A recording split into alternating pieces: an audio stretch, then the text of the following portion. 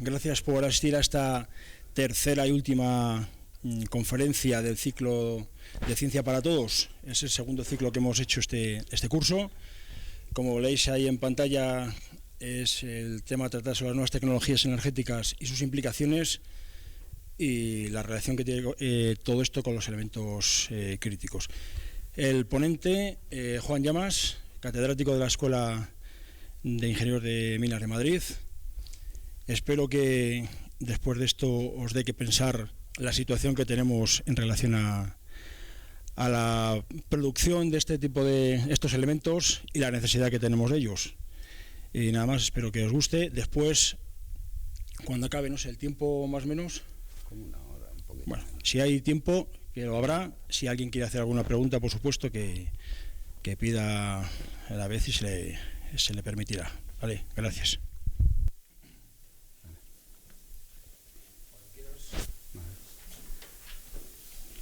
Bueno, buenos días. Primero agradecer a la escuela y a la universidad la invitación para hablaros. En segundo lugar, este es el tema, como se ha dicho. Entonces, en estos temas y que tocan cuestiones ambientales, tengo por costumbre todo lo que va a salir aquí, todo es... Siempre veréis, por ejemplo, en este caso, veréis aquí el documento del JRC, es decir, de la Unión Europea, y los artículos, siempre lo que está aquí, yo puedo dar mi opinión, pero esto es ciencia, ¿estamos? Es decir, aquí no está, mi opinión la daré, pero todo está sustentado, no es, estamos, todo, absolutamente, cualquier transparencia que veáis aquí, cualquier gráfico, lo vais a tener, estará referenciado ahí. Entonces vamos a empezar a hablar de las nuevas tecnologías energéticas y sus implicaciones, elementos críticos. Desde el año 2000, incluso un poco antes, la Unión Europea tiene un montón de iniciativas, un montón de proyectos por el problema de los elementos críticos en Europa. Estos proyectos se han sustanciado en GeoEra, por ejemplo, que ha coordinado todos los servicios geológicos de Europa, y aquí están los posibles, digamos, yacimientos de elementos críticos en Europa. Veis que España tiene bastantes. Esto es accesible en Internet para cualquiera que lo quiera ver. Entra en esta dirección y puede buscar cualquier elemento y los sitios en Europa donde estarían disponibles. En el año 2010 saca este documento, es otra vez del JRC, de la Unión Europea, saca este documento donde se ponen las materias primas críticas y los elementos críticos. Se hace en base a dos consideraciones, una es el interés económico que tiene y otra el riesgo de suministro.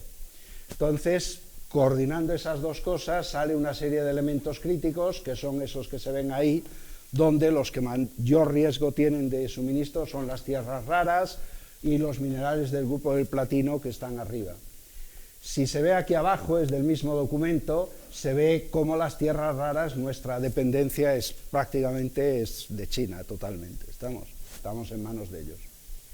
Para hacer este documento, que sigue siendo el mismo, ¿qué se tiene en cuenta? Se tiene en cuenta donde usamos nosotros todos estos elementos. Y ahí aparecen las nuevas tecnologías, digamos, aparece la fotovoltaica, aparece la eólica, aparece la captura y el almacenamiento de CO2, aparecen, etcétera, etcétera, etcétera.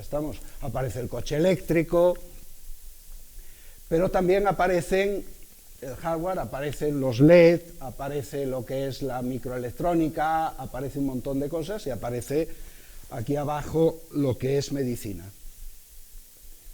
Eso es en el 2010. En el 2014 la Unión Europea vuelve a hacer lo mismo. Como veréis, a la Unión Europea le gusta muchísimo, venga a clasificar y reclasificar y reclasificar. ¿Estamos?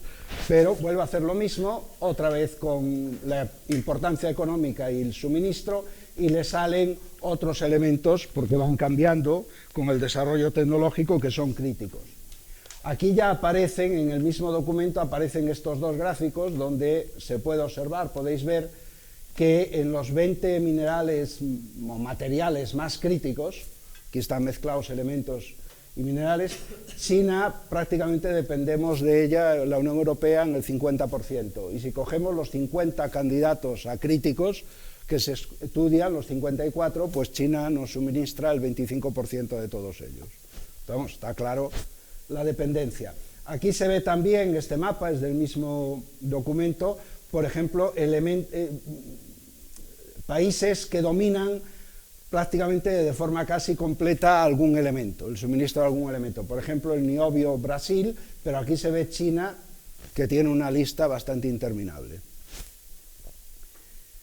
Seguimos y en el 2017 la Unión Europea vuelve a hacer otro gráfico y vuelve a determinar cuáles son críticos. Ahora aquí vuelven a estar las tierras raras, separa las que son las tierras raras ligeras de las pesadas, el antimonio, niobio, etcétera, etcétera. Minerales del grupo del platino siguen saliendo. Y otra vez más, aquí veis esta parte azul, en estos quesitos, la parte azul, por ejemplo, es los suministros de todos estos materiales críticos que tenemos desde China. ¿Estamos? Es decir, la dependencia es clara, bastante brutal. Este otro artículo es de Estados Unidos, que se preocupan por lo mismo. ¿Qué hacen? Se ve mejor aquí. Cogen un montón de trabajos que se han hecho sobre la criticidad de algunos elementos, veis que hay trabajos aquí del 2018, y entonces suma todo. En este caso, por ejemplo, ahí tenéis los minerales del grupo del platino y las tierras raras, y tienen un 93 sobre 100 de críticos. ¿Estamos? Entonces, esto no solo nos preocupa a nosotros, preocupa a Estados Unidos, preocupa a todo el mundo. En el año 2011 sale este documento también de la Unión Europea, que es los metales críticos en las tecnologías energéticas. Aquí se ve, este gráfico tiene un problema. El problema de este gráfico es mucho de la gente, cómo juegan con los tantos por cientos. Entonces aquí se refiere, las necesidades de la Unión Europea, pero referidas a la producción mundial del 2010. Es una forma extraña de coger un tanto por ciento. Pero bueno, necesitaríamos el 50, más de la mitad del teluro y necesitaríamos un 20% del indio. Y vuelven a clasificar los elementos. Esto nos encanta. Y he señalado ahí el vanadio, luego veremos por qué señalo el vanadio. He señalado el vanadio y lo ponen como medio. En este documento se cogen ahí arriba, se considera la nuclear, la solar, la eólica, los biocombustibles, la captura y almacenamiento de CO2 y las redes de distribución de la energía, y se ve qué elementos juegan un papel crítico en todas ellas. Estamos de todos los elementos que está ahí. Igual se hace aquí para la solar, para la eólica y para los biocombustibles, en este caso con las tierras raras y con los minerales del grupo del platino.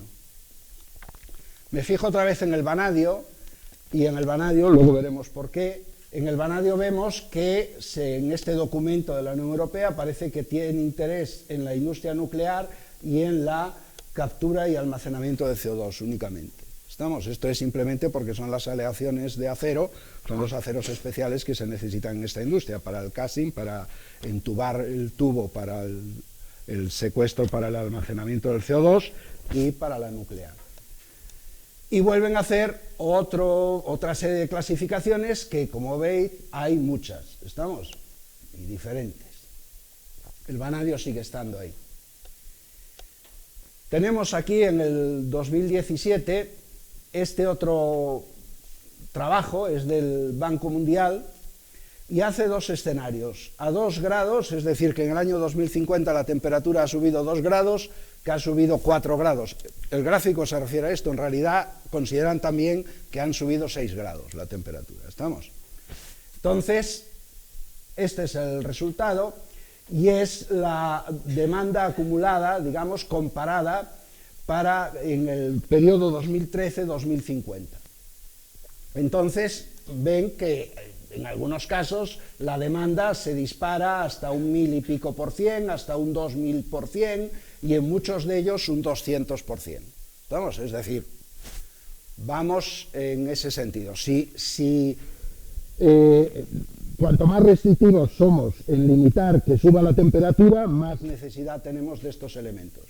España no se queda atrás, Y el Instituto de Estudios Estratégicos, el CANO, pues hace este trabajo donde también vuelve a clasificar, ve las clasificaciones en la Unión Europea y en Estados Unidos, y otra vez el vanadio, que si se fijan pone aleaciones, reactores nucleares, imanes superconductores, es lo que preocupa. Y aquí se ve, por ejemplo, esto es un mapa, es de este artículo también, del litio. El litio realmente lo produce China, y luego están los yacimientos dispersos por el mundo que podrían afectar a esta situación un poco. Paralelamente a esto aparecen otra serie de trabajos más recientes donde ya se empieza a considerar los elementos no solo en base al criterio de lo difícil que es el suministro, el riesgo que tenemos en el suministro y el criterio económico, sino que ya se hace teniendo la vulnerabilidad, el impacto ambiental, la importancia estratégica, la dificultad que tenemos para sustituirlo por otro, el impacto que causaría que de repente la industria dejase de tener acceso a ese elemento, es decir, se empieza a complicar la valoración, estamos a hacer más fina. Y siguen saliendo clasificaciones. Aparecen otros criterios que hay que tener en cuenta. He seleccionado de este artículo simplemente porque aquí aparece la aceptación social. Se empieza a considerar, porque eso es importante, bastante más importante de lo que nos pensamos.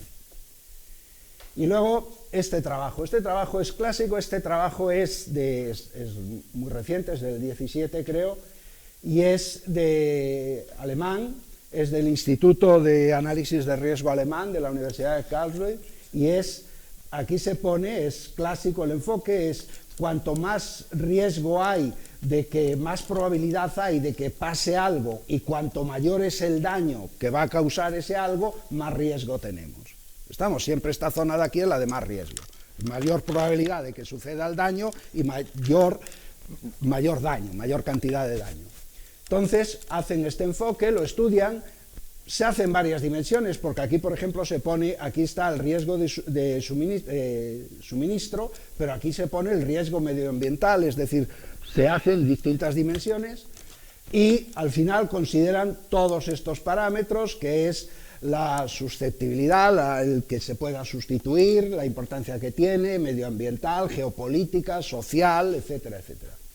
Geológica, y llegan a estos dos gráficos que son muy parecidos al del 2010 y al del 2014 de la Unión Europea. De hecho, intentan reproducirlos.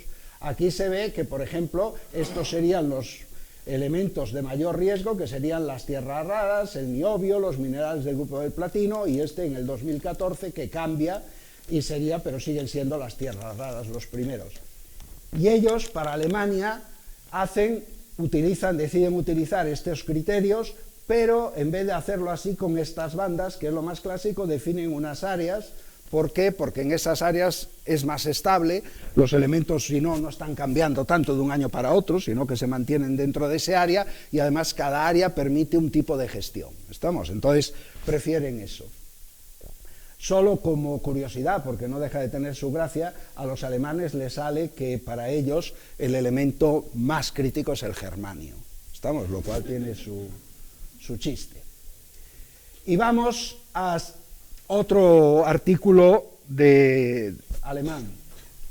Aquí se ve las necesidades de minerales o elementos críticos para las renovables. Esto es los elementos que necesitamos para la solar. Plata, cadmio, indio, sobre todo, cuanto más oscuro es que más dependemos de él, más crítico es. Indio, teluro, galio, germanio. Estas son las que se necesitan para la eólica. Es el neodimio, absolutamente crítico, está en negro, disprosio y praseodimio. Y después las que necesitamos para las baterías. Aquí está el níquel, el cobalto y el litio. Dentro de este mismo artículo vuelven a decir un poco para qué sirven cada uno de ellos, en qué se utilizan, y aquí vemos, es el 2015 ya hemos pasado, ya no estamos en el 2014, al 15, y aparece el vanadio en todos estos sitios, pero como aleaciones, pero aquí ya aparecen dos vanadios más. Aparece la necesidad del vanadio como catalizador en la gasificación y, sobre todo, la necesidad del vanadio como electrolito en las baterías. Volveremos después. Bien, en este mismo artículo se ve qué necesidades tendríamos a futuro si en la fotovoltaica, por ejemplo, entre el 2011 y el 2050, en distintos escenarios, cómo se necesitaría, por ejemplo, el naranja, el color naranja sería si utilizamos la capa, digamos, los paneles solares de capa fina, que es como casi como un diodo, sería poner un elemento, otro elemento, otro elemento e irlo fabricando por capas. Tiene muchas ventajas. Entonces vemos cómo el indio se nos dispara. El indio se nos va a disparar en muchas cosas porque tiene la maravillosa cualidad de que puro y en lámina muy fina es transparente, totalmente transparente y conduce. Entonces en las pantallas, estas que tenemos táctiles, en los móviles, pues vamos a tener indio por todos los lados. Pero vemos también como el galio, vemos como el selenio se nos van a disparar. Y aquí abajo ya no es la fotovoltaica, aquí es la eólica. En la eólica lo que se nos dispara totalmente es el neodimio y el disprosio.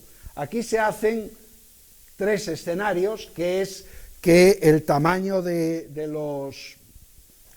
los molinos de viento sigue creciendo cada vez más. El otro es que se para, y el tercero es que entran en el mercado los superconductores de alta temperatura, pero como ven aquí, es el verde, pues tampoco se notaría mucho el que eso entrase en el mercado. Entonces vemos cómo se nos dispara el neodimio y el disprosio si ponemos la eólica. Esto otro es exactamente lo mismo, lo que pasa es que esta es la eólica que vemos aquí, la que está en tierra, y esta es la eólica offshore, la eólica que está en el mar. Vemos otro trabajo aquí donde vamos a considerar 4 escenarios. El primero es el BAU, los negocios siguen como hasta ahora, todo sigue como hasta ahora. El siguiente es un escenario tecnológico, esto sería soñar, esto es para el optimista que se cree que todas las maravillas tecnológicas van a funcionar, que todo va a ser una maravilla y que todo va a ir de miedo, ¿no? Que todo va a ser tocar botoncitos. Y esto es el Blue Map, es el escenario para la Agencia Internacional de la Energía, a lo que tendemos en Europa, es decir, el óptimo, que sería 23% nuclear, 26% fósil con captura y almacenamiento de CO2 y 44% de renovables. Y luego, por último, otro escenario, que es el REM, en el que se intentaría reducir la necesidad de ir al disprosio. No podemos reducir el neodimio, pero trataríamos de reducir el disprosio. ¿A mí qué me interesa de todo esto? Me interesa que, si se fijan, en la demanda del 2050 respecto al 2000 es que lo hemos multiplicado más o menos todo por 3. Esa es la realidad. Esto es tan importante que aquí en el año 2011 Nature saca este artículo donde dice los minerales que van a ser críticos, los elementos que van a ser críticos, y lo ilustra con estas 2 fotos, que es el coche eléctrico y la fotovoltaica. Volvemos al trabajo aquel inicial del 2011, donde decía que el teluro sobre la base del 2010 consumiríamos el 50% de toda la producción mundial y del indio el 19%. En el 2013 sale este otro trabajo de la Unión Europea también, y este ya tiene otra lógica. Este es de lo que se va a producir entre el año 2020 y 2030, cuánto va a consumir la Unión Europea. Y ahí tenemos el disprosio y vemos que, por ejemplo, en el disprosio la Unión Europea va a consumir por encima del 25% de todo el disprosio del mundo.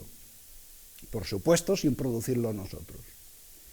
Del litio vamos casi el 15%, etcétera, etcétera. El grafito el 10%, etcétera. De toda la producción mundial en ese periodo. Bien, la pregunta que se nos plantea aquí sería, ¿y por qué no lo reciclamos? Pues si es tan bueno, ¿por qué no el que tenemos en todas partes lo vamos reciclando, aprovechando? Bueno, en este mismo trabajo se ve que no es tan fácil, porque si vemos aquí es por el reciclado de las tierras raras, Estamos, de las tierras raras, es por debajo del 1%. ¿Qué quiere decir esto? ¿Quiere decir que no nos importa reciclar? Bueno, no necesariamente. Puede ser que nosotros luego lo dispersemos tanto en los móviles, en muchas cosas, que al final incluso esté más disperso en lo que lo utilizamos de lo que lo está en la naturaleza. Puede ser también, por ejemplo, el caso del neodimio, en la eólica, que el neodimio simplifica tanto el motor, que el motor tiene una vida media y un mantenimiento mínimo, y tiene una vida media muy larga, y realmente es que todavía no se haya estropeado ningún motor de estos para plantearnos el reciclado. Aquí estamos hablando de un reciclado al final de la vida. Esto es reciclado de cuando se acaba el producto. Vamos a reciclarlo. Entonces, vamos a verlo desde otro punto de vista, que es el reciclado en toda la vida, de la cuna a la tumba, es decir, desde que cogemos el producto hasta que se termina. Desde que cogemos el material en la mina hasta que llegamos al final y el móvil se estropea. El móvil, el panel solar, lo que sea. Vemos aquí cómo las cosas cambian. Aquí ya desaparece el color rojo y me voy a fijar en dos, que es el galio y el germanio. Allí vemos que al final de la vida solo se recupera menos del 1%. Sin embargo, vemos aquí que la recuperación en todo el trayecto es en un caso hasta el 25% y en el caso del germanio hasta el 50%. ¿Qué quiere decir esto? Quiere decir que desde que empezamos en la mina hasta que lo llevamos al final al producto no dejamos que se escapa nada. Aprovechamos cualquier residuo que haya en la metalurgia, en la mineralurgia, en todo, no dejamos, vamos a escapar. Pero una vez que está en el producto, se nos hace casi imposible volver a utilizarlo. Pero no es por falta de ganas, por decirlo de alguna forma. Seguimos, vuelven a clasificar, por supuesto, si es la Unión Europea, siempre va a terminar clasificando. Aquí tenemos otro artículo que es una revisión crítica del reciclado, en este caso del neodimio, digamos, de los imanes. A final de vida, esto es una vez que se termina. Y vemos que no pinta bien, es decir, que por mucho esfuerzo que hacemos, solo es esa parte oscura que hay ahí arriba, esta parte oscura lo que vamos a reciclar del neodimio y del disprosio, es decir, que podemos reciclar muy poco. ¿Por qué? Lo vemos mejor en este otro artículo. Aquí tenemos una microfotografía de un imán de neodimio hecho con neodimio que viene de la mina y otro con neodimio reciclado. Entonces ven aquí estas discontinuidades, aquí una está marcada, estos puntos oscuros, negros. Son huecos, son discontinuidades que quedan en la red cristalina. Eso hace que la eficiencia disminuya y hace que el mantenimiento sea peor y hace que pasen cosas que no queremos que pasen. Entonces esto se ve mejor en este gráfico, esto sería los imanes hechos con el mineral tal cual y esto serían las propiedades que tendrían reciclados, que además podemos observar que tiene una dispersión enorme. Eso es porque los elementos, simplemente el neodimio se va a oxidar en el uso y entonces para poder recuperarlo lo que vamos a necesitar es añadirle un hidruro de neodimio, algo para corregir esa oxidación que tiene el elemento a lo largo de su vida. Bien, este es otro artículo de la Unión Europea hecho con Deloitte, que está muy bien porque lo hace para todos los elementos. He cogido aquí el neodimio y se ve cómo nosotros en la Unión Europea importamos neodimio de distintas maneras, reciclamos apenas nada y, eso sí, luego exportamos parte de ese neodimio. ¿Por qué lo exportamos? Porque hacemos cosas con él que luego lo vendemos fuera, esas cosas. Es decir, aquí lo manufacturamos y lo trasladamos fuera. Del interés, otra forma de ver el interés que esto tiene son los artículos científicos. Si yo cojo las revistas más importantes, Environmental Science Technology, por ejemplo, que saldrá después, y vemos el número de artículos que le dedican a este tema. Estamos en los últimos años, y vemos aquí en qué hacen más hincapié estos artículos. Pues vemos que el mayor hincapié lo hacen en los materiales críticos, en las materias primas críticas y en las estratégicas. pero se ve mejor con este otro artículo. Este otro artículo es los proyectos que están en vigor en la Unión Europea. Entonces vemos aquí que hay 35 proyectos solo de tierras raras. Después viene el cobalto, después los minerales, el indio, los minerales del grupo del platino, el wolframio. Esto sí da una idea bastante real de cuáles nos preocupan. Estamos en los que gastamos dinero para solucionar el problema. Lo podemos desglosar de esta manera. Estos son los proyectos, el número de proyectos que hay en los distintos elementos que están orientados hacia la minería y la geología, hacia encontrar nuevos yacimientos, hacia encontrar nuevas fuentes primarias de esos elementos dentro de Europa. El siguiente, vemos, aquí las tierras raras sigue siendo el primero, aquí vuelve a seguir siendo el primero. Vemos estos proyectos que son más en número, vemos estos proyectos que son cómo recuperar esas tierras raras, esos elementos de las cosas que nos quedan obsoletas, estamos de las cosas en lo que los hemos utilizado. Y por último, tenemos aquí con un montón de proyectos también las tierras raras y los minerales del grupo del platino son los que están al principio, que estos son proyectos orientados a encontrarle un sustituto a ese elemento. Estamos a dejar de depender de ese elemento y del suministrador de ese elemento. Y vamos ya a utilizar un poco de ejemplo el coche eléctrico. Aquí tenéis una idea, que espero es bastante intuitiva, de todos los elementos de la tabla periódica que están en un coche eléctrico, de los que andan hoy por la calle. Aquí tenéis todas las cosas, todos los elementos estos raros de la tabla periódica, estos que casi nunca salen.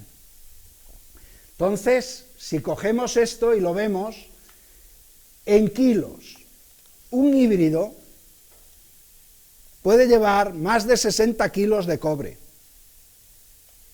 Pero es que el resto de los coches, el normales, el convencional, etcétera, tienen en torno a los 25-30 kilos de cobre. De eso la gente no habla. De manganeso está entre los 5 kilos y un híbrido puede pasar de los 10 kilos. Del magnesio en torno a los 10 kilos. Del litio pasa por encima de 5 kilos. Si nos bajamos al nivel de gramos, vemos aquí que, por ejemplo, del molibdeno puede llevar por encima del medio kilo, 600 gramos, pero es que un híbrido lleva más de medio kilo de neodimio encima. Estos son palabras mayores, pero el resto, el convencional, pues puede llevar 200 gramos. De niobio puede llevar 100 gramos, de cobalto puede llevar más de 50 gramos, de disprosio un híbrido puede llevar más de 50 gramos, de plata. Y si bajamos todavía más, vemos otras cosas que llevan, tántalo, platino, cerio, oro, terbio, 20 gramos que puede llevar un híbrido, lantano, etcétera, etcétera, etcétera. Cosas que necesitamos para que el coche funcione. Si no, no funciona. Si vemos la evolución de los coches, vemos aquí cómo los coches convencionales van disminuyendo y cómo están creciendo los híbridos y los híbridos enchufables. Bien, si consideramos hacia el año 2050 las necesidades de esos elementos que vamos a tener en relación a las reservas que tenemos hoy de esos elementos, vemos que en muchos casos pasamos del 100% de las reservas. Es decir, vamos a necesitar más de lo que tenemos. ¿Qué pasa? Que las reservas es un concepto muy económico, porque las reservas es lo que es rentable, lo que se puede extraer de forma rentable. Entonces uno piensa, si seguimos tirando, el precio sube y entonces ya tenemos otras cosas, pasan a ser rentables y tiramos de otras cosas. Bueno, vamos a verlo. Vamos a hablar de recursos. Recursos ya no es económico, recursos es lo que hay. Todo lo que hay, que sabemos que hay. Y vemos que también en algunos casos pasamos por encima, por ejemplo en el caso del indio, pasamos por encima de lo que sabemos que hay. Es decir, nuestras necesidades son superiores a lo que en este momento conocemos que haya. Vamos a ver aquí un poco por qué es importante el neodimio. Por ejemplo, vamos a ir viendo alguno de ellos. Vemos que es importante, aquí tenemos como la evolución de los imanes, ¿estamos? Esto es un motor de un coche, estos son los imanes de neodimio, y vemos que es importante porque tiene mejores condiciones, tiene más intensidad magnética y aguanta mucho más tiempo sin desmagnetizarse. ¿Estamos? El que le sigue sería el del samario cobalto, que tampoco es que ganemos mucho, pero este tiene ventajas. Pero esta no es la principal ventaja. La principal ventaja del neodimio está aquí. La principal ventaja es que para el mismo volumen, vamos a pasarlo a peso, tenemos muchísima más intensidad, necesitamos menos peso. Si hoy quitásemos el neodimio de toda la eólica que tenemos y pusiésemos otros motores, se vendrían abajo todas las torres. Las torres funcionan porque tienen los motores con neodimio y entonces son mucho más ligeros. No solo son más ligeros, son más simples. Podemos transmitir mucho mejor el movimiento y por eso duran tanto. Los clásicos sin neodimio se estropean mucho más, son mucho más complejos, insisto, las estructuras se vendrían todas abajo. Entonces esto es lo que implica el neodimio, por qué nos gusta tanto. Y en este artículo ya empieza a aparecer el lado oscuro de la fuerza, digamos, ya empieza a aparecer aquí. Aquí hacen un análisis ambiental de todo esto, porque en la vida nada es gratis. Por mucho que nos guste, nada es gratis.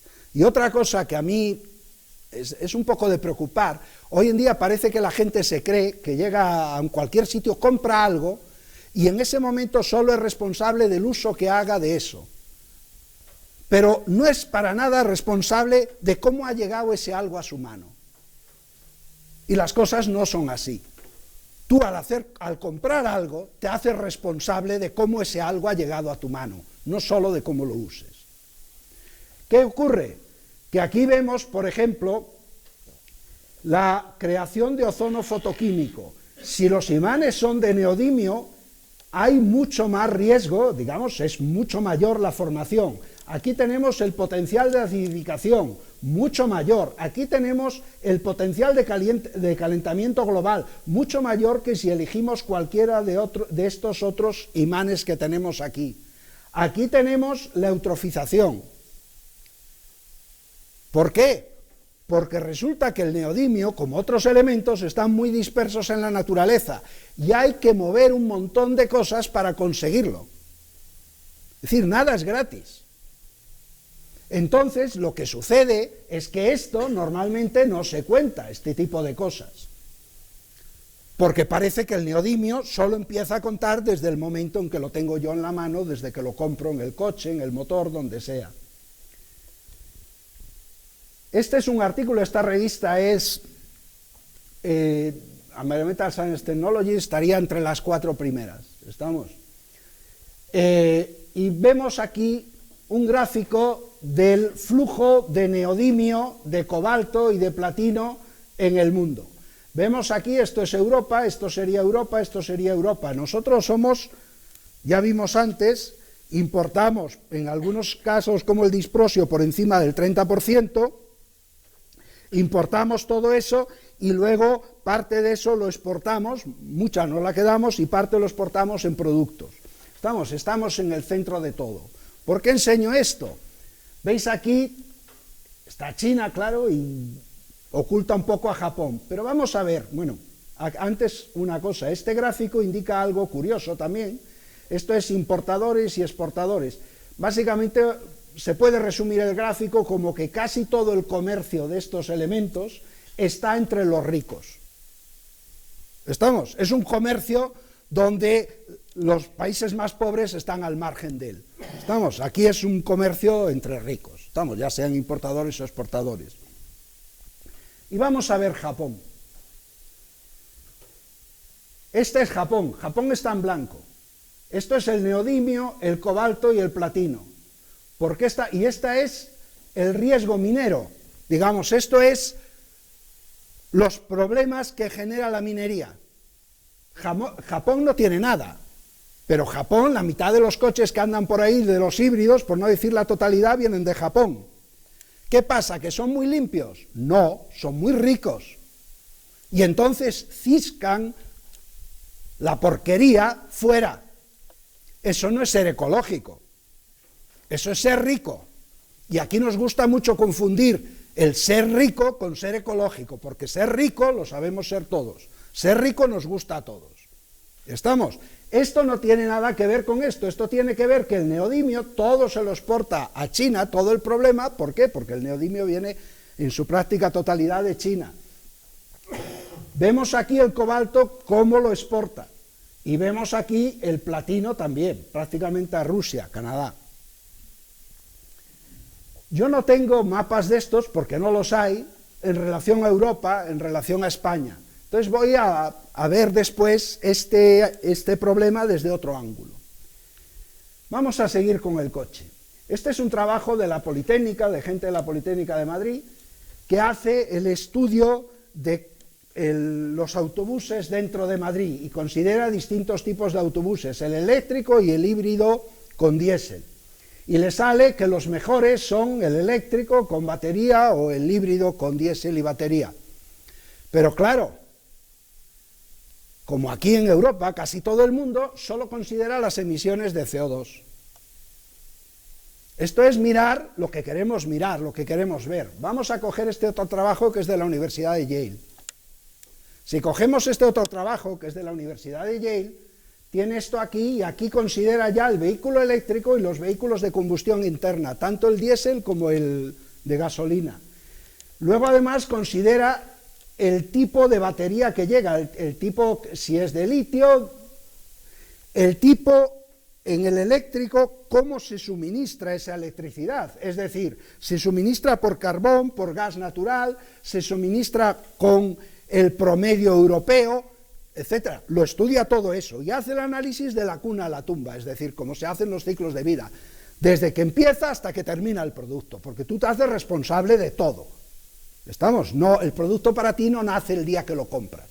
Ese es el error. Entonces, haciendo esto, ¿qué vemos? Vemos aquí arriba, esto de aquí abajo, estos dos, son el diésel y el de gasolina. Entonces vemos, por ejemplo, el potencial de calentamiento global. El diésel y el de gasolina es ligeramente peor que el eléctrico, solo ligeramente, a no ser que la electricidad la hagamos con carbón, que entonces es muchísimo peor el eléctrico. Pero ¿por qué nos gusta tanto el eléctrico? Porque resulta que los otros, el eléctrico, echa esos gases en otro sitio, en otro país. Cuando se fabrica, cuando se extraen las cosas que necesitas para hacerlo, ahí es donde lo echa. Una vez que lo tienes en tu casa, que lo tienes en tu ciudad, ahí ya no echa apenas nada. Aunque haya hecho el equivalente, el balance sale igual. Pero nos gusta. ¿Por ecologistas? No, por cómodos y por ricos. Seguimos. Si vemos el potencial de toxicidad para humanos, es mucho menor el del diésel y el de la gasolina. Si vemos el potencial de ecotoxicidad para agua fresca, es mucho menor. Y si vemos el potencial de eutrofización de agua fresca, es mucho menor.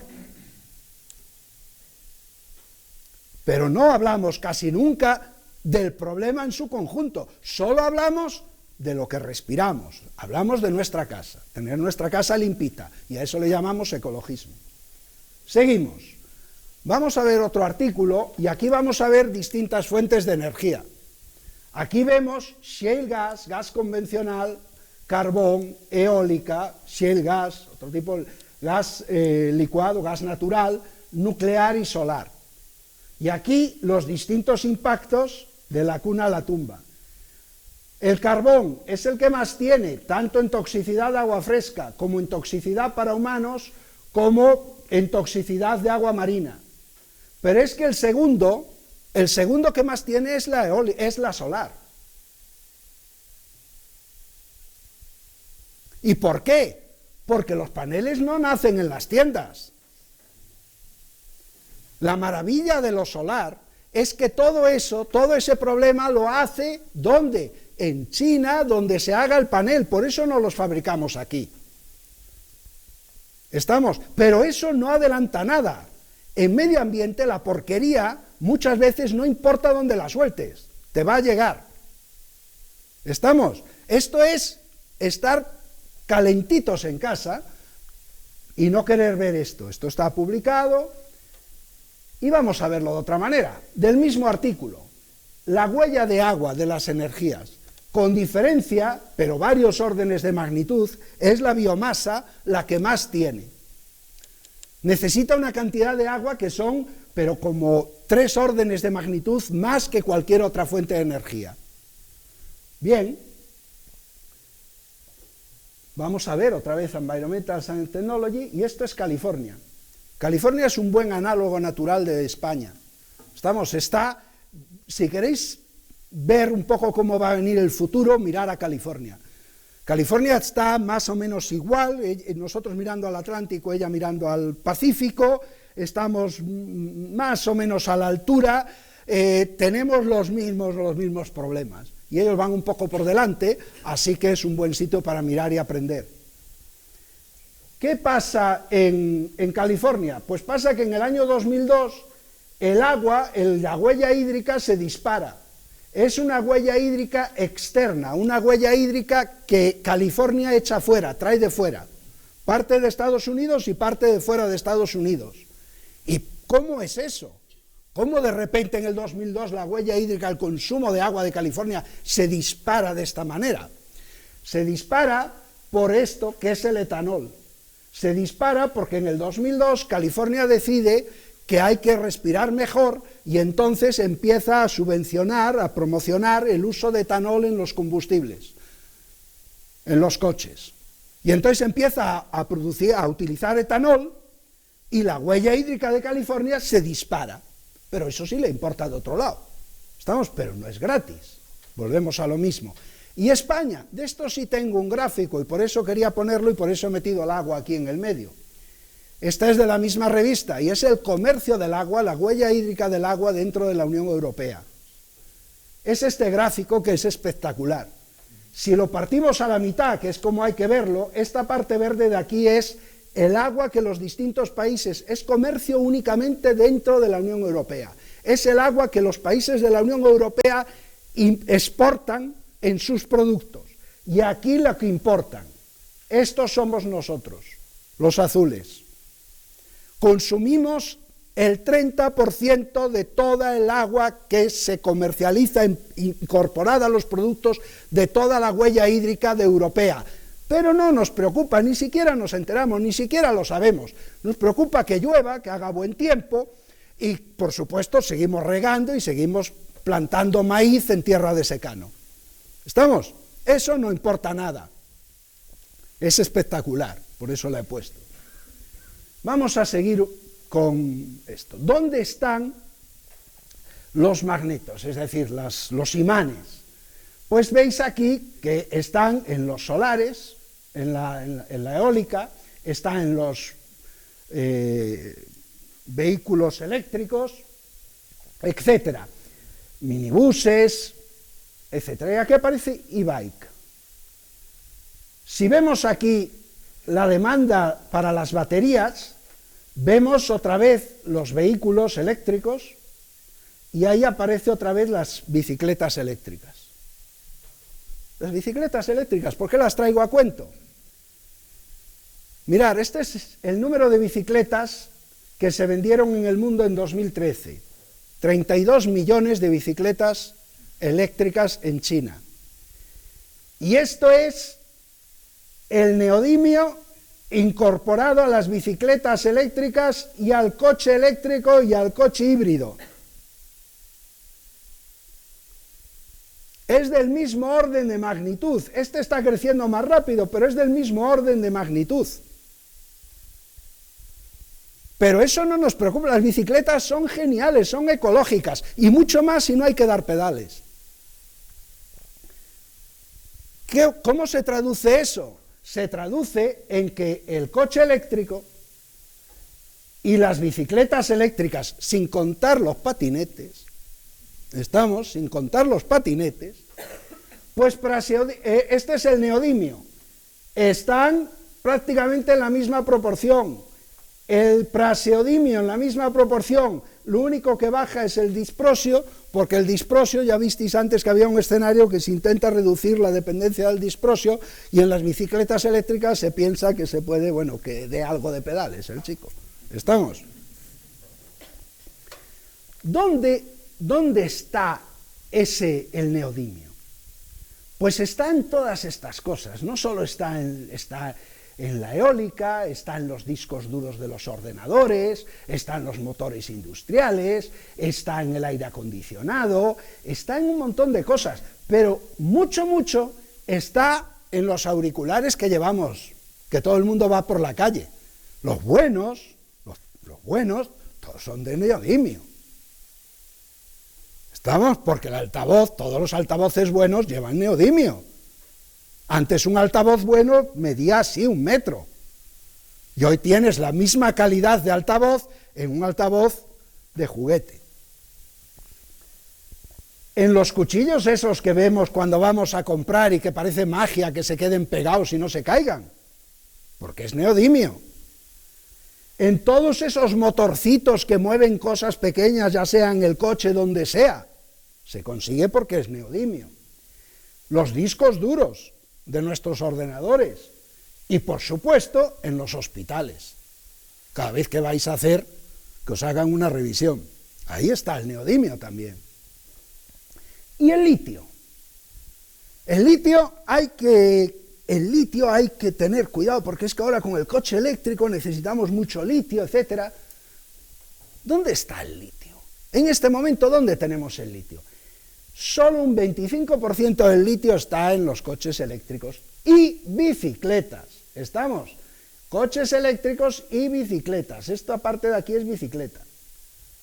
El resto, las 3/4 partes del litio, está toda esta zona de aquí en nuestros móviles, en los teléfonos móviles, y todo esto está en los ordenadores y en las tablets.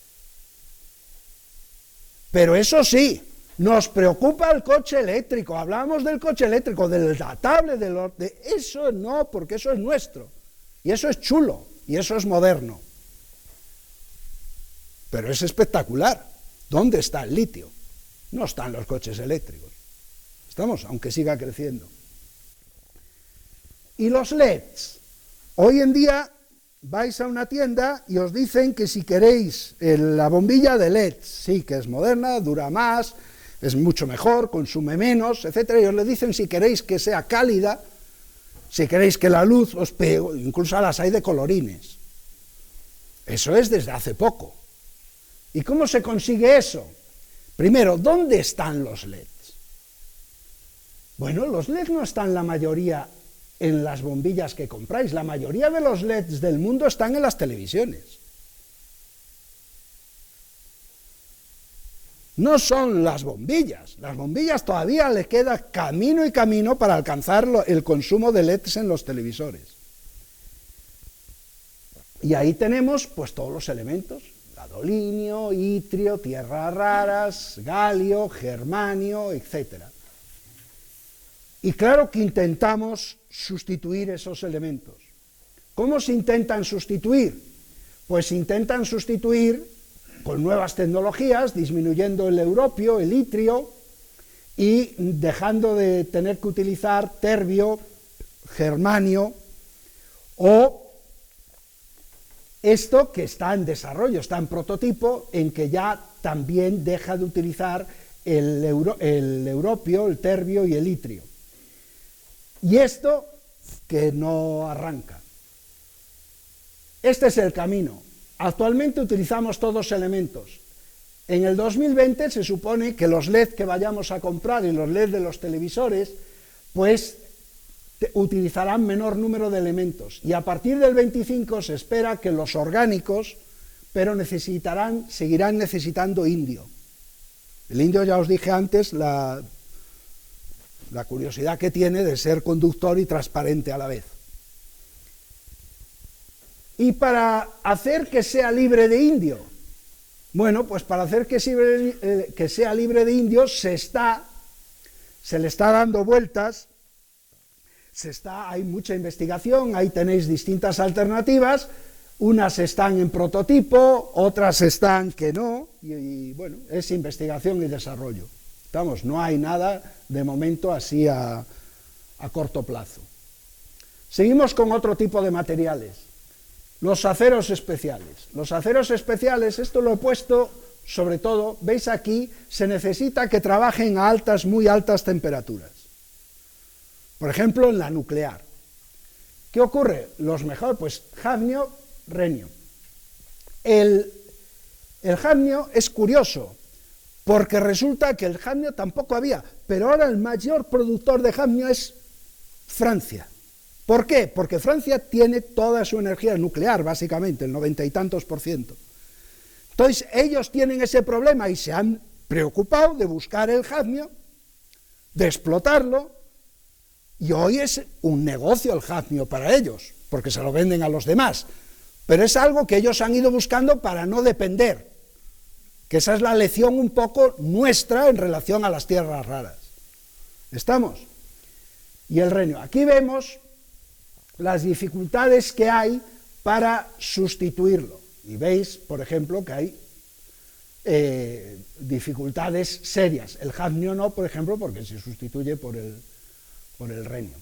El europeo tenemos dificultades, etc. Esta es la cuarta revista, entre las 4 que he dicho, Science, Nature, esto es los Proceedings de la Academia de Ciencias y el Environmental Science and Technology. Vamos a acabar esta parte con Nature, con esta revista. En el año 2013 dice los metales para una sociedad baja en carbono. ¿Por qué lo traigo? Porque llevo todo el rato hablando de elementos raros. Pero estas son las predicciones de Nature, de lo que se necesita para hacer esto que estamos haciendo. Esto es cómo se incrementa la producción de hormigón, cómo se incrementa la producción de acero, de aluminio, de cobre, de vidrio. Porque nada es gratis.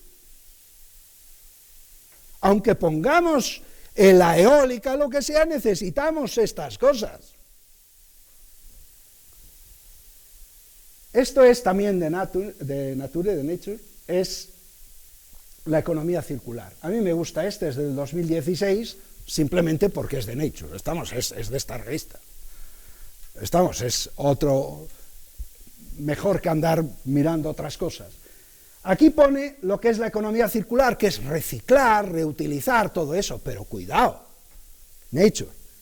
Esto no funciona si no se extraen minerales, si no se extraen recursos y se inyectan en el sistema y si no se inyecta innovación. ¿Por qué? Porque nosotros no paramos de crecer. Y países como China, como India, no paran de cada vez ser más ricos, cada vez demandar una calidad de vida más cercana a la nuestra. Entonces, cuando uno habla del coche eléctrico y esto, se suele utilizar esto. A mí no me gusta. ¿Por qué no me gusta? Porque ahí tenemos las materias primas que necesitamos para fabricar el coche, aquí el combustible que necesitamos para que ande, y aquí la recirculación. Pero parece como que esto y esto es ajeno al coche. A mí me gusta más este gráfico. Este gráfico, que es la revolución verde, como le llamaron, es más gráfico. Si yo quiero motores, si yo quiero coche, quiero eólica, yo necesito praseodimio, neodimio, disprosio. Y punto, los necesito. Nadie quiere praseodimio para llevarlo en el bolsillo y para enseñárselo a nadie. No es ningún loco que quiera explotar estas cosas, coger estas cosas para quedárselas él, es para ti, es para nosotros. Todo lo llevamos en nuestro móvil, en nuestro ordenador y en todo. Entonces, si quieres almacenar la energía, necesitas una serie de elementos. Litio, vanadio, que veremos ahora. Si quieres transportar esa energía, necesitas otra serie de elementos, cobre. Un dato, por ejemplo, que os puede sorprender. China ha calculado que para tener una red de distribución de esta que a nosotros nos parece tan clara, estos cables que van por ahí, que llevan la electricidad, para tener una red de distribución mínima necesita la producción entera de cobre de los próximos 40 años, la mundial entera. ¿Estamos? ¿Que necesitamos hardware, que necesitamos ordenadores, etcétera? Pues necesitamos silicio, necesitamos, etcétera, etcétera. Esto es distinto, a mí me gusta más este tipo de gráfico que el anterior. El vanadio. El vanadio tiene diferentes estados de oxidación y hace relativamente poco ya visteis que empezaba a hablarse de esto en el 2015, aunque se llevaba tiempo, pero empieza en la industria en el 2015. Tiene una serie de ventajas. Primero es que la vida libre de la batería, la vida útil de la batería, en principio se sabe que es mayor de 25 años. No se sabe cuánto es, pero más de 25 años. Lo puedes cargar a la misma velocidad, al mismo momento, mientras se está cargando la puedes descargar, la puedes escalar, hacer tan grande como te dé la gana. No se contamina porque dentro de la batería solo hay vanadio en distintos estados de oxidación, no se mezclan distintas cosas, únicamente hay vanadio. No hay problemas de incendios, no hay problemas, etcétera. Aguanta, no pierde la carga la batería. Entonces esto se supone, en este momento es con mucha diferencia la mejor opción que tenemos para toda esta eólica que produce cuando hay viento. ¿Estamos? Entonces, ¿cómo almacenamos esa energía? Para luego que nos la devuelva en el momento que la necesitamos. Pues en este momento, con muchísima diferencia, la batería es de vanadio.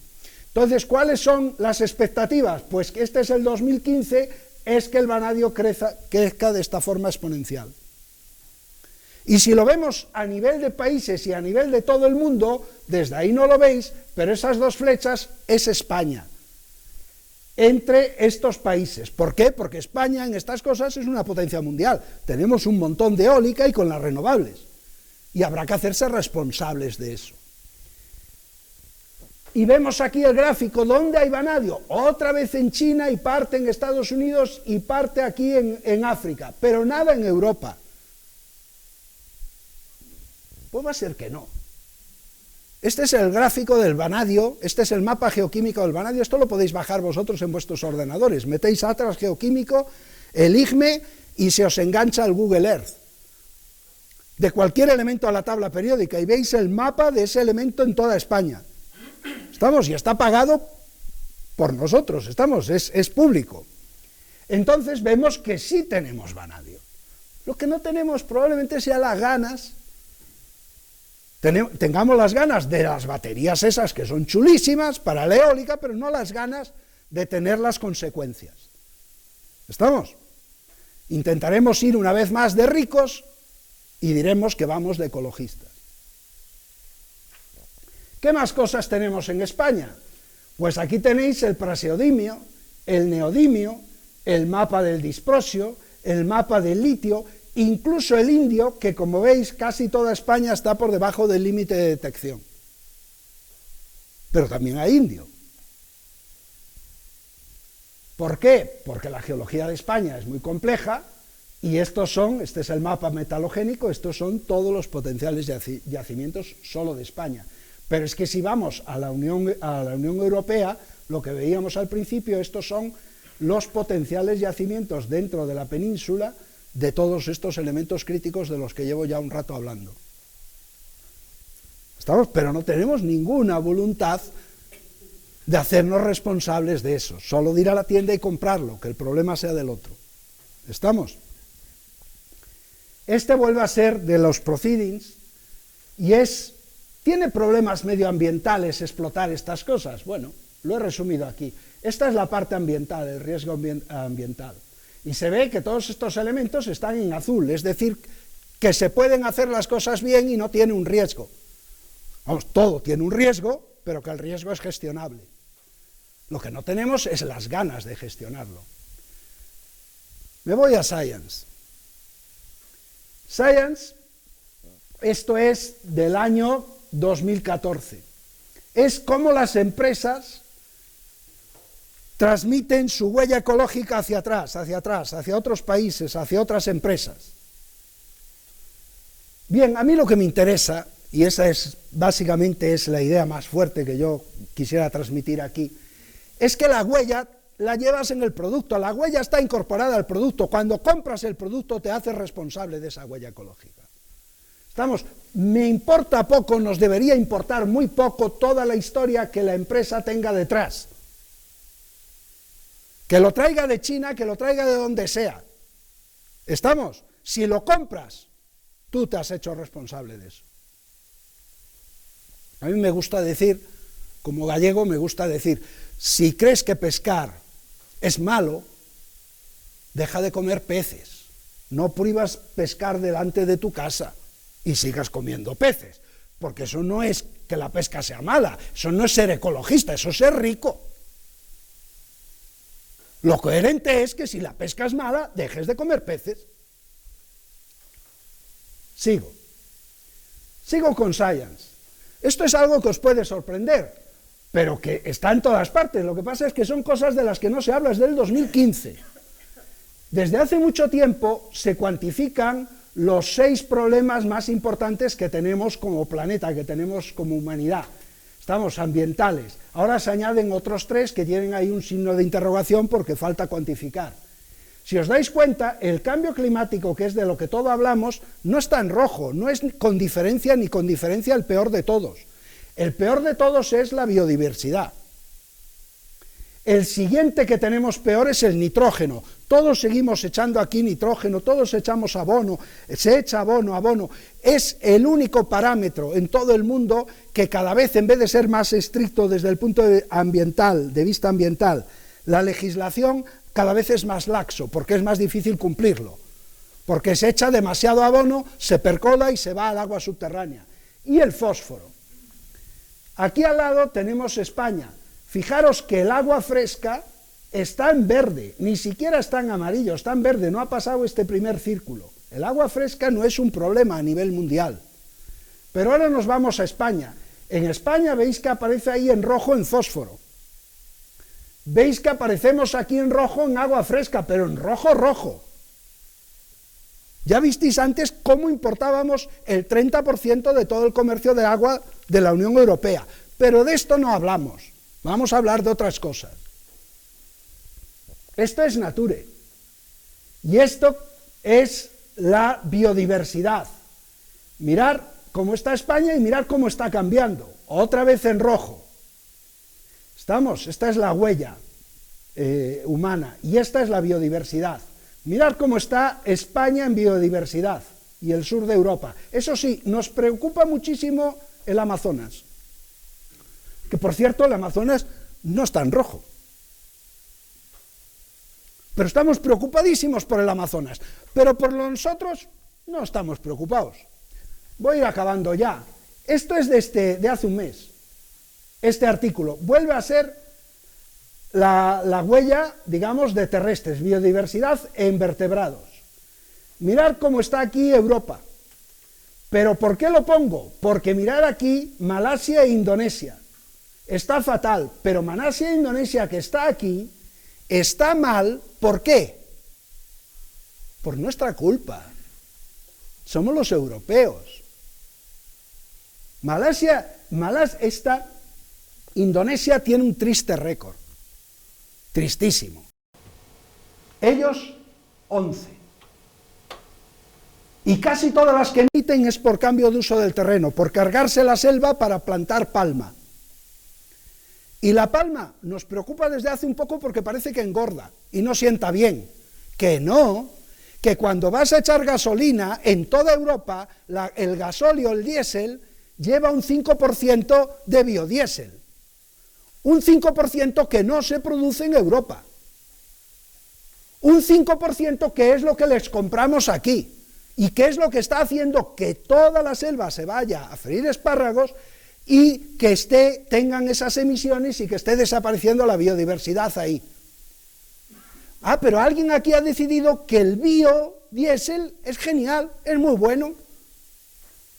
Y ni siquiera hay que contar las emisiones de CO2 que haces para traerlo desde la otra parte del mundo aquí. Pues ya va siendo hora de que seamos responsables y sepamos de qué estamos hablando. ¿Estamos? Si ellos están así, es por nosotros. ¿Estamos? Por eso tan chulo. Y ahora vamos a ir con el etanol para la gasolina. Mirad aquí, este gráfico me encanta, ya acabo ya, ¿eh? Este gráfico me encanta. Esto es el índice de desarrollo humano. Si estás por encima de 0,8 quiere decir que vives bien. Si estás entre 0,7 y 0,8 vives. Y si estás por debajo de 0,7 sobrevives. ¿Estamos? Esto es a nivel de país. Se calcula a nivel de país con un montón de parámetros. Por supuesto, siempre lo digo, en uno de estos países que hay aquí estoy seguro de que hay 4, 5, 10, 20, 100 que viven muchísimo mejor que los de este lado de aquí. Pero estamos hablando de la media del país. Bien, aquí es donde mejor se vive. Y esto es la sostenibilidad. Esto sería la sostenibilidad en el 61 y esto en el 2014. Nosotros estamos ahí. Vivimos de maravilla y no somos sostenibles por mucho que se nos llene la boca de sostenibilidad. Los que son sostenibles son los que viven mal. ¿Estamos? Este es un gráfico, es el penúltimo. Este es un gráfico, esto es del panel intergubernamental de cambio climático. Es del 2018. Se hizo para la reunión de Katowice, el COP24, que tuvo lugar en noviembre del 18. Y aquí viene la percepción que tenemos nosotros del cambio climático. Veis ahí que Madrid, digamos la parte central de la península, tenemos el cambio climático es malísimo. Por supuesto aquí parece que es peor, pero bueno, tenemos una percepción. Este gráfico es totalmente, es real, es cierto, pero induce a la confusión, totalmente. Porque te desvía totalmente de lo que es el problema. ¿Por qué? Porque nosotros estamos aquí fatal, vamos a intentar estar mejor. No. El gráfico bueno del mismo informe es este. Este es como está creciendo la temperatura en el planeta. Y donde está creciendo es en el Ártico. Importa un bledo que tú extraigas el neodimio aquí en China, que tú hagas lo que sea, porque al final lo vamos a pagar todos. No es como tú te sientas. Esto es lo que está pasando a nivel del planeta, no a nivel de lo que nos quejemos. Entonces, tal vez sería el momento de asumir los gustos tan caros y tan exquisitos que tenemos y empezar a buscar en nuestra casa y hacernos responsables de las cosas necesarias para cumplir esos gustos. ¿Estamos? Si quieres, si te gusta una tarta, háztela. No vayas a comprarla a la tienda. ¿Estamos? Sobre todo si tienes sospechas de que el de la tienda ensucia un montón.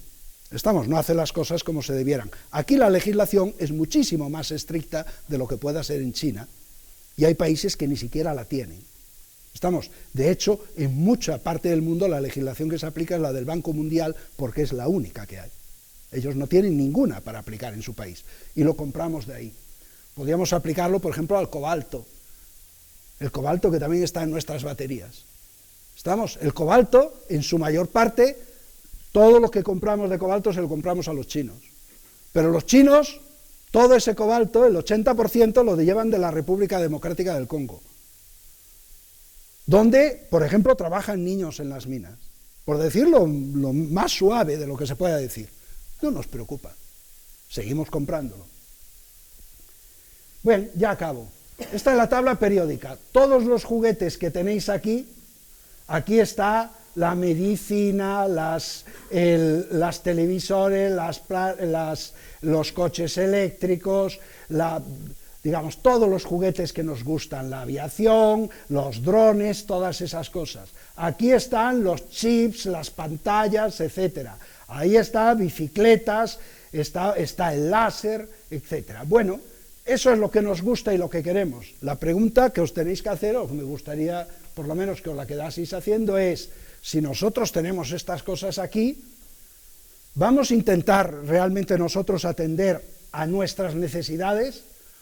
¿Vamos a aceptar que la huella viene, como dice Science, en el producto en el producto cuando lo compras y no en la historia anterior, no es que sea ajena a ti. Y vamos a ser conscientes de que muchas de las cosas que hacemos, donde se haga no importa, porque al final lo vamos a pagar todos. Pues nada más. Muchas gracias por su atención.